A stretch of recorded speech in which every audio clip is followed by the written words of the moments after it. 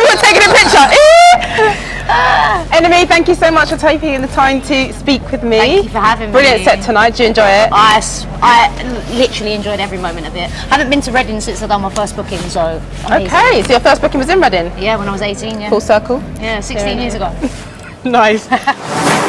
So tell me, who are some of your artistic influences? I would say, if we're going right back to when I first started, Skibble was one of my main influences. He used to give me a lot of positive feedback and also negative feedback, because that's good as well. He used to give me a lot of feedback, like scriptures of feedback. And also, I would say, I will Skibber for his lyricism and his crowd control, but then IC3 for his interaction with the crowd, full stop.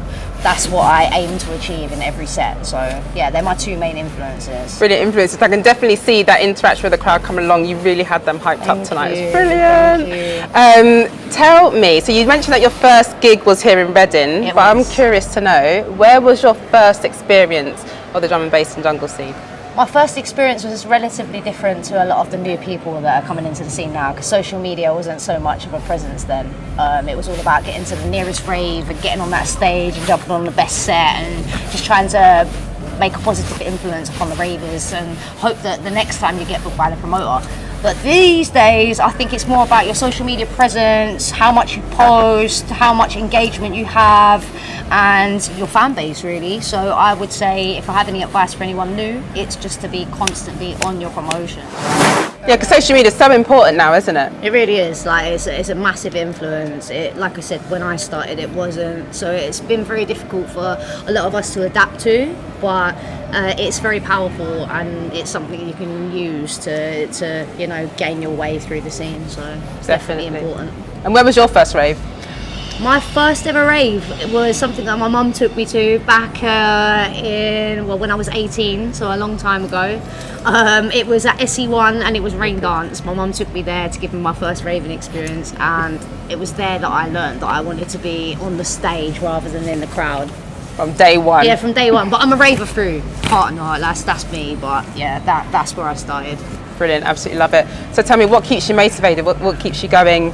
The struggle that the females have had really through the whole scene, and I think now more than ever we've got a massive platform, and it's important that we keep progressing and showing what we can do, you know. And because I was a part of that before a lot of the female MCs came along, I feel very much a part of continuing to pave the way for other female artists to progress. Yeah, and again, you could definitely see that in the crowd tonight. There were a lot of women in the front singing along, trying to get your attention. I love it. I love it. So it's definitely it's a all wonderful about the influence. ladies representing, because there's always a lot less ladies out. So there's all female events now. So you wouldn't have seen that 10 years ago. Definitely not. It's absolutely brilliant. So do you have any upcoming projects that you can share? Tell us about today. I have something in the pipeline with Odyssey, who's signed to Jungle Cakes, and also I have a few projects with the London Garage Orchestra in the pipeline. So there's a few big events happening at the moment.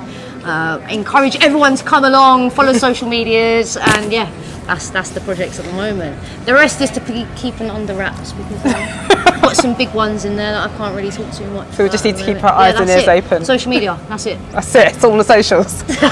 All right, so I'm going to get my phone up. We're going to do a quick round of this or that. You choose one. This or that. It's this or that.